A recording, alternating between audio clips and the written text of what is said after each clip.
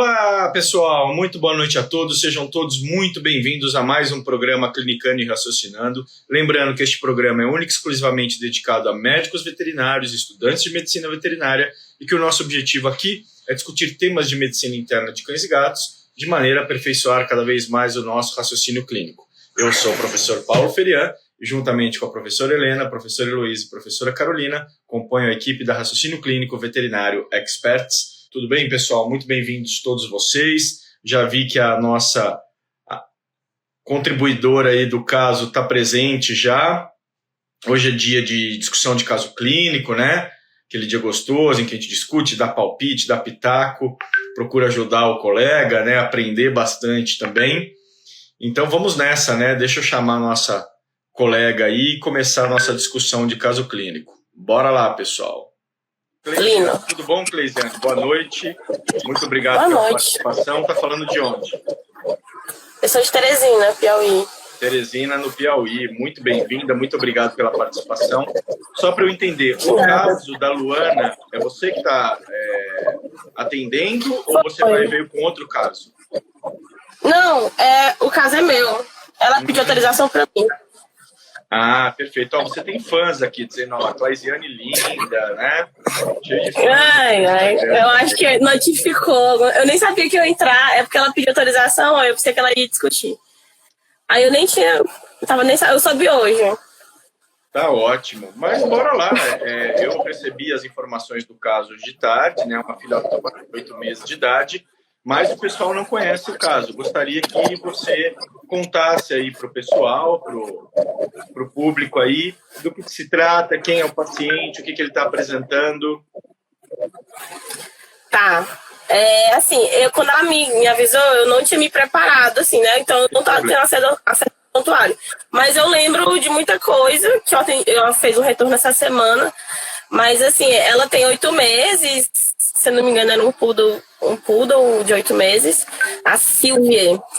Ela chegou para mim com um histórico de vômito, né? E aí ela falou que estava uns 5 dias com os vômitos esporádicos.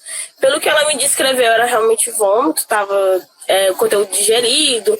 Só que a tutora, ela me relatou que desde que ela pegou ela para criar, mais ou menos 2 meses de vida, ela apresenta a mímica de regurgitação. Aí ficou bem confuso. Até hoje eu não consegui entender se ela estava tentando falar que ela sempre teve uma mímica de vômito, de regurgitação, porque geralmente regurgitação não teria esse esforço, né? Uhum. Aí eu fiquei pensando, nossa, será que é alguma coisa congênita, né? Porque desde de criança tem isso, o megaesôfago.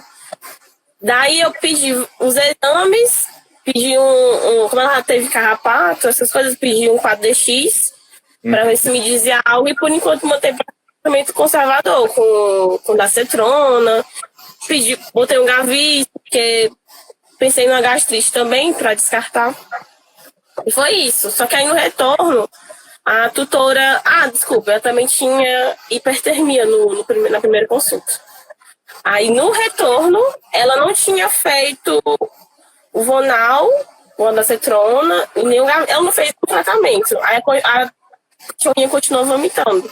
Uhum. Aí eu pedi um raio-x de trânsito gastrointestinal, só que, pelo que eu entendi, ela vai fazer amanhã. Então, ainda tem essa dúvida do que poderia ser. Entendi. E beleza, perfeito. E exames subsidiários, foi feito só hemograma, além do 4DX? Bioquímico também. E como é que estava o bioquímico da paciente? A única coisa que me chamou a atenção era só a create, que estava bem próximo do limite, estava 1.2. 1.2 tem uma outra alteração importante, né? Acho que o GGT estava limítrofe. O GGT estava um pouquinho aumentado. E globulina um pouco baixa, né? Uhum.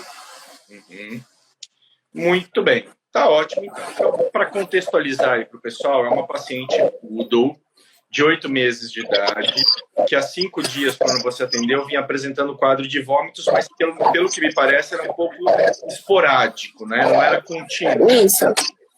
Tá. E como é que estava o estado geral dela? Ela estava alerta, alimentando, parou de alimentar? Como é que estava o estado geral dela? Ela estava com hiporexia. Eu até apresentei um patezinho no consultório.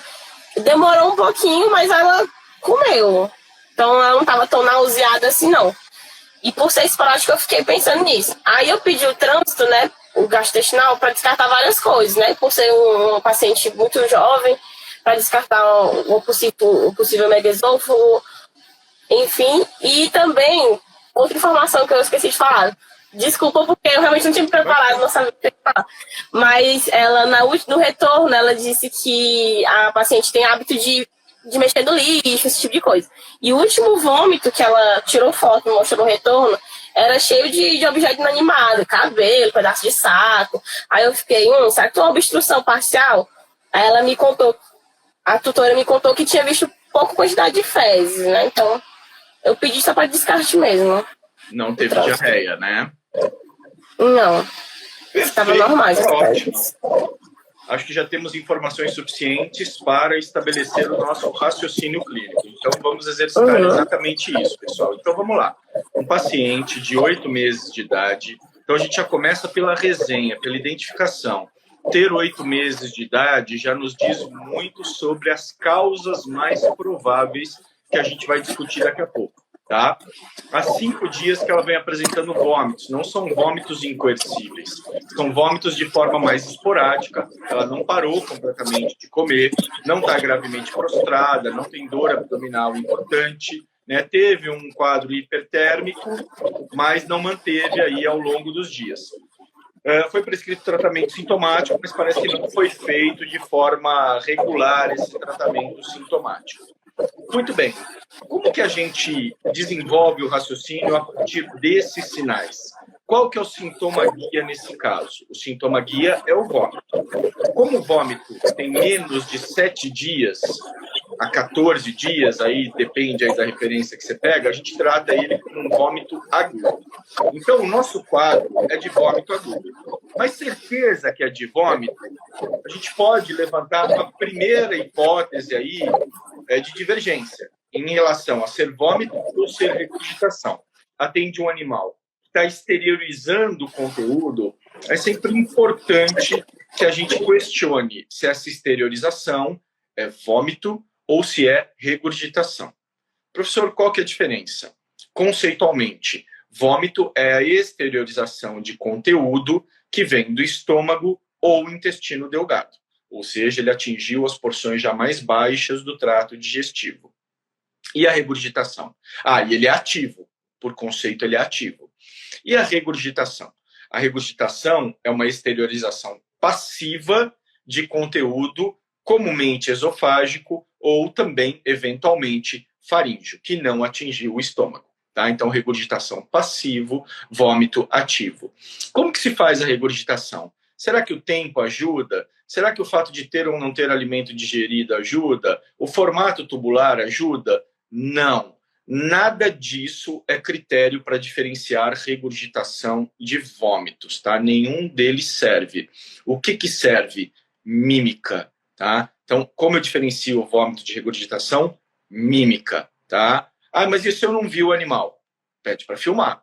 É o que eu faço com os meus pacientes, eu peço para filmar. Se eu tenho uma dúvida grande em relação à gênese do processo, se é vômito, se é regurgitação, eu peço para filmar. Tá? E aí a ausência de mímica denota regurgitação. A presença de mímica denota que é, de fato, um quadro de vômito. Estou acompanhando o paciente assim agora, não tinha clareza do que era, na verdade, provavelmente era até expectoração, porque eu atendi com queixa respiratória, mas quando a tutora mandou o vídeo, eu vi claramente que era um quadro de regurgitação. Ele bebia água e regurgitava a água que ele bebia. Então é importante a gente poder visualizar o evento, porque o tutor pode ter dificuldade, tá? Então acho que esse é o primeiro ponto. Vamos partir do princípio que, pela tua descrição, a tutora é aluna de veterinária, que provavelmente seja de fato um quadro de vômito, tá? Vamos deixar a regurgitação um pouco de lado e vamos pensar no quadro de vômito. Então, ele tem um vômito agudo, 5 dias de evolução, com essas características que a gente citou até então. Toda vez que eu raciocino sobre um quadro de vômito, eu procuro sempre pensar em causas do tubo digestivo e causas fora do tubo digestivo. Isso ajuda bastante a gente poder organizar as ideias aí em relação à gênese e à etiologia do vômito. Quando eu estou falando de causas extratubo digestivo, eu estou falando e acho que a gente discutiu isso até num dos últimos conversas que a gente teve, eu posso estar falando de uma hepatopatia, eu posso estar falando de uma nefropatia, eu posso estar falando de uma doença pancreática, eu posso estar falando de uma doença endócrino-metabólica, tá? Professor, dá exemplos? Vamos lá. No caso, por exemplo, de uma hepatite aguda ou de uma cirrose hepática, eu posso ter vômitos, tá? Agudo não é esperado na cirrose, tá? Só para dar um exemplo, a menos que ele tenha agudizado. Insuficiência renal aguda causa vômitos. Exemplo aí de pâncreas, pancreatite causa vômitos. Exemplo de doença metabólica, hipoadrenocorticismo, né? Doença endócrino-metabólica, causa vômitos. Então, são todas causas extratrato digestivo. Não é muito difícil. O pessoal lembrando aí, doenças infecciosas, sem sombra de dúvida. Eu vou citar elas que eu não falar do tubo digestivo, tá? Mas perfeito, Luna, exatamente, tá? Essas doenças, essas enfermidades não são tão difíceis de você fazer o diferencial. Primeiro ponto, é um animal muito jovem, é muito menos provável que tenha envolvimento de um desses sistemas, mas tem que fazer os diferenciais. Aí o bioquímico completo, como você fez, ajuda muito, né? A creatinina está normal, então a gente pode descartar a causa renal do caráter insuficiência aí como causa do vômito. A LT, FA normal, a GGT estava limítrofe, mas nunca justificaria um quadro de vômito. Então ficamos tranquilos em relação a isso, tá? Pâncreas, não tem clínica de pancreatite, é muito jovem, não tem dor abdominal importante. A gente não pode dizer cabalmente que não tem, mas é muito pouco provável. E hipoadreno, num animal de 8 meses, venhamos e convenhamos que seria uma raropatia das maiores aí. Tá? Não vou dizer que é impossível, mas vamos deixar isso como parte final da lista de diagnósticos diferenciais, porque aí a gente teria que medir sódio, potássio, fazer outras investigações. Então, nossas atenções vão se voltar fundamentalmente para o tubo digestivo. E quando eu falo de um animal muito jovem, evidentemente que causas infecciosas, como a colega citou, são importantes, tá? Então, principalmente doença viral. Aí, claro, tem que olhar o protocolo vacinal. Quero crer que todas as vacinas dela devam estar em dia, né? Estão em dia? Então? Oi, ela tinha feito o protocolo. Se eu não me engano, estava faltando só uma da terceira dose acho que era Vanguard, ou era Novavax. Perfeito. Então, assim, causas infecciosas do tipo sinomose, parvovirose, né, se tornam menos prováveis com o protocolo vacinal completo. Não impossível. Lembrando que, principalmente parvovirose, o animal pode vomitar por vários dias antes de ter a enterite hemorrágica. Mas também não é o mais provável neste contexto. Um animal vacinado, já com 8 meses de idade, e já se passaram muitos dias e ele não evoluiu com enterite hemorrágica, na verdade não evoluiu com enterite. Então, todas essas enfermidades que causam gastroenterite, então vírus, bactérias, né, se tornam muito pouco prováveis nesse caso, tá? Então, muito menos provável mesmo, né, que a gente tenha uma dessas etiologias. Além disso, o que a gente pode pensar em termos de tubo digestivo? Enfermidades aqui, basicamente gástricas e duodenais. Duodenais, como eu disse, menos provável o envolvimento porque não teve diarreia. Em geral, doença envolvendo duodeno, na maioria das vezes, vai ter diarreia. Então, as atenções se viram para estômago. Com o que a gente pode estar lidando? Ora, se eu estou com um animal jovem, 8 meses, com histórico de fuçar lixo, tem alguns objetos esquisitos no vômito dela, Ana Mello, boa que você falou, já vou conversar sobre isso, tá? Sim, eu acho que você está coberta de razão em considerar a hipótese de uma obstrução parcial. Obstruções parciais são diagnósticos difíceis de serem realizados, tá? Justamente porque o animal não tem um agravo. É bom porque o animal não está grave clinicamente, né? Não tem aqueles vômitos profusos, etc. Mas por ser parcial, não há uma grave dilatação do trato digestivo que fique muito evidente no exame de imagem. Então, eventualmente, pode passar despercebido e é um diagnóstico diferencial possível nesse caso. Então, primeiro ponto, um quadro obstrutivo de etiologia principalmente corpo estranho, sim, temos que considerar, tá? Outras obstruções, neoplasia, hipertrofia pilórica antral, né? Outras formações benignas no animal de 8 meses não são esperadas, tá? Muito bem. Aí a colega falou, poderia ser alergia alimentar? Pode. Mas mesmo sendo animal jovem, pode, tá? Um animal, na verdade, a maior parte dos casos de alergia alimentar com biópsia, com predominância de eosinófilos, eu atendi em animais jovens, tá? Já discuti alguns casos assim com vocês, de um Yorkshire e de um outro cão, de um Coton de Tulear, que eu acompanho, que tem alergia alimentar, que começaram com sintomatologia desde muito jovens, né? E o quadro é basicamente de vômitos, sem grandes sinais constitucionais. Então, é também um diagnóstico diferencial, as intolerâncias e as alergias alimentares, com esse vômito que ele está apresentando, tá? Então, consideraria aí como uma hipótese diagnóstica, principalmente essas duas etiologias. E, por fim, é importante a gente considerar que o vômito agudo, frequentemente, a gente não define etiologia, tá? E é assim também na medicina humana. Quando a pessoa começa com vômito, muitas vezes do nada, vômito agudo, sem outros sinais acompanhando, a conduta, em geral, é tratamento sintomático, né? A gente toma um remédio, se hidrata e faz o acompanhamento clínico. Se há uma persistência ou agravo, aparecimento de outros sinais, justifica-se uma investigação mais aprofundada, tá? Então, eu acho que vale muito a pena, às vezes a gente trata sintomaticamente, né? 5 dias aí de Maroptan, omeprazol, fluido, dieta rica em carboidrato, pobre em gordura, com proteína mais digerível para passar rápido pelo estômago, pequenas porções várias vezes ao dia, às vezes isso resolve o quadro sem necessidade de uma propedêutica mais aprofundada, tá? Então, vale aí, você falou que talvez não tenha sido feito muito regularmente, eu acho que vale a pena investir, né, nesse tratamento sintomático, porque pode ser simplesmente uma gastrite aguda que se resolva ao longo de alguns dias, principalmente porque clinicamente ela está bem. O quadro tem uma característica mais benigna, né? Não tem aquela característica grave, por exemplo, de uma obstrução por corpo estranho, que é aquele animal que não para de vomitar, chega prostradíssimo no consultório, com dor abdominal. Ela não tem nada disso, tá?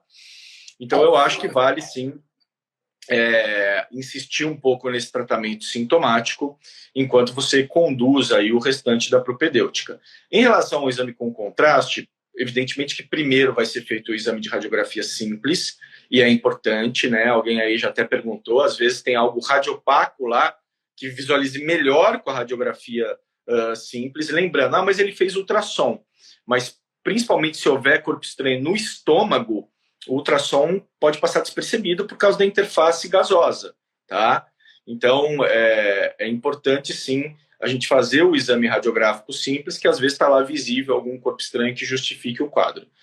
E o contraste, assim, fora o esôfago, que vai te dar esse diferencial de dilatação, para trato digestivo, eu acho que ele vai dar poucas informações em relação ao ultrassom, tá? Mas vamos ver, né? Às vezes ele consegue mostrar alguma coisa que passou despercebido, vamos ver o que ele vai demonstrar aí, tá? Mas eu acho que os diferenciais vão ficar principalmente em torno dessas morbidades que a gente citou até agora. Hemograma está normal, bioquímico está normal, então a gente tem que realmente concentrar esforços no trato digestivo. Professor, e se não encontrar ela continuar? Aí é endoscopia, tá? Certamente aí em Teresina você tem o recurso da endoscopia, né? Sim, sim. Eu até comentei com ela que se caso a gente não chegasse no denominador comum do que causaria e o tratamento que eu passei não surtisse algum efeito, principalmente pensando no Gavis, no omeprazol, a gente já ia pedir uma endoscopia para ver como é que estava essa mucosa de esôfago, de estômago, porque eu fiquei... Quando ela falou no retorno dessa parte dela gostar muito de mexer em lixo, eu já fiquei bem alerta quanto a isso, né? Me direcionei para isso. Pessoal perguntando de fezes. Pessoal, fezes está normal, tá? E é importante essa pergunta, essa diferenciação, porque é completamente gastroenterite, tá? De vômito isolado, tá? as causas, a abordagem é diferente. A aluna perguntando se fez ultrassom. Fez ultrassom, o ultrassom está normal, não tinha nenhuma alteração, exceto uma esplenomegalia ali, né, sem grandes repercussões, nada de mais importante em relação a isso, tá? Então, a abordagem mesmo é de vômito agudo. Mas, se está correta também, assim, o vômito agudo, lembrando, a menos que haja uma forte clínica de obstrução, né, ele realmente não justifica uma endoscopia de imediato, na maioria das vezes, tá? Em todas as causas aqui que a gente teve a oportunidade de comentar, tá? Vete Arraial do Cabo pergunta, professor, qual a ração terapêutica mais adequada nesse caso? Olha, todas as rações, por exemplo, intestinal, né, essas rações assim, normalmente para doenças digestivas, né, elas podem ser utilizadas, mas eu, particularmente, nesses quadros agudos de vômito, o animal às vezes está mais chatinho para comer, eu prefiro uma dieta natural, tá? Então, uma dieta natural com um pouco mais de carboidrato e proteína mais digestível, então uma carne branca, um pouco mais de arroz, batata ali, por exemplo, pequenas porções várias vezes ao dia, eu acho que o animal come melhor e vai muito bem. Eu prefiro fazer dessa forma, tá? Ana Melo, 0207. Professor, para fechar o diagnóstico, teria que corrigir o manejo? Não adianta ficar revirando o animal do avesso e ele... Se a relativa à ingestão, e lembrando, tá? Quando a gente está falando da ingestão de lixo, como foi dito aqui, pode ou não ter obstrução, pode simplesmente ser um quadro irritativo do trato digestivo. Comer alguma coisa podre, alguma coisa que irrita o trato digestivo, isso justifica o vômito. Sim, tem que ajustar o manejo, senão a tendência é recidiva, tá? Clínica Veterinária Janete concordando aí com a Ana. Sem dúvida, vocês estão cobertas de razão. Né? Temos que evitar o lixo. Que mais, pessoal?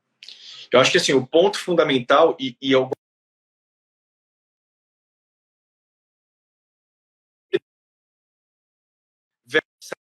isso só vai ajudar se o manejo for para megaesôfago, tá? Se chegar à conclusão que tudo que a gente falou aqui não tem nada a ver e é regurgitação, aí a alimentação elevada ajuda. Do contrário, não ajuda, tá? Eu gosto, como eu dizia, eu gosto muito desses casos porque eles são a cara do que a gente prega no raciocínio clínico aqui, tá? Que é a abordagem baseada em problema. Olha só o que eu tenho aqui do meu lado, ó. Semiologia, tá? O livro de semiologia está aqui. Se eu abrir esse livro de semiologia aqui, esse é um livro humano, tá?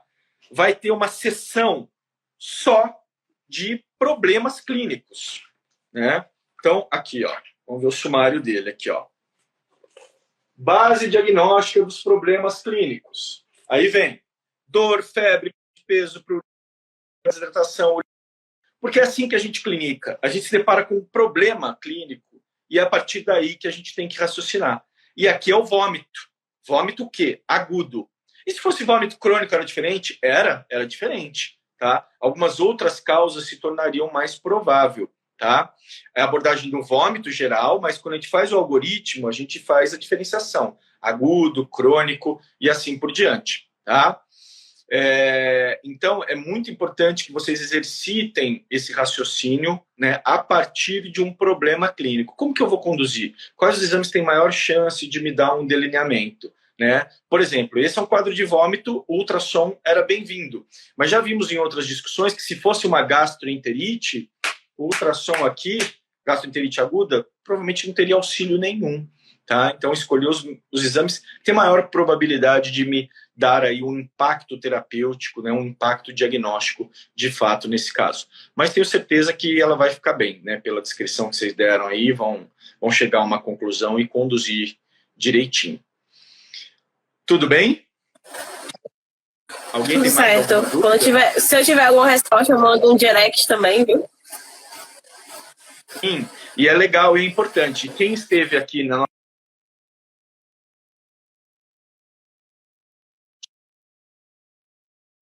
principal hipótese era que aquele exame que estava, de repente, 1 ponto pouco e depois foi para 13 e pouco, que fosse um espúrio, né? Ou seja, um resultado laboratorial não condizente. E todos chegamos à conclusão aqui que era melhor repetir a RPCU. Recebi um direct da nossa colega aí esses dias dizendo que estávamos certo, aquele resultado não era condizente, ela repetiu o exame e voltou ao patamar que era esperado, tá? Às vezes que a gente está discutindo aqui realmente nos caminhos certos, pelo menos espero na maioria das vezes, tá? Camila dizendo que a semiologia é essencial, sem sombra de dúvida, é a base de tudo. Luna pergunta se esofagite pode levar à regurgitação. Sim, nem toda esofagite cursa com regurgitação. Muitas cursam apenas com odinofagia, tá? Mas a resposta é sim, tá, Luna? Podem sim. Inclusive, a esofagite pode levar à dilatação esofágica. Vete William, professor, vômito agudo até 14 dias e crônico a partir disso, então, para fazer o mapa para diferenciar. William, a gente usa esse limite muito extrapolado da medicina humana, tá? É um limite, assim, que é legal para a gente ter como referência, mas não é um marco definitivo. Mas é um marco que ajuda a gente a delinear uma conduta propedêutica, tá? Oi, Janete. A Janete está perguntando sobre alimentação indevida. A alimentação, Janete, é o que a gente conversou. Ela come ração normalmente, mas ela, às vezes, tem acesso ao lixo e, por isso, essas suspeitas que a gente falou até agora. Tá? Muito bem. Jennifer pergunta, professor, se no caso de regurgitação também iniciamos com tratamento sintomático? Não. Infelizmente, regurgitação, se chegar a uma conclusão, não tem um tratamento, não é que não tem tratamento sintomático, mas é muito diferente desse que a gente está fazendo. Regurgitação, a gente precisa mesmo do diagnóstico, tá? Porque sempre tem uma doença de base que tem um tratamento um pouco mais específico, tá? Regurgitação realmente precisa de diagnóstico, tá? Um pouco diferente de vômito, que muitas vezes a gente não chega a um diagnóstico. Porque regurgitação não é uma coisa que vem e vai embora, tá? Quando ela está aí, ela vem para ficar, porque existe uma causa de base importante, tá? Michele pergunta se a alergia alimentar pode não ter vômito, só diarreia? Pode. A enterite também pode ser causada por alergia alimentar, né? A nossa live de segunda-feira, diarreia crônica em gato, era um dos diagnósticos diferenciais, tá?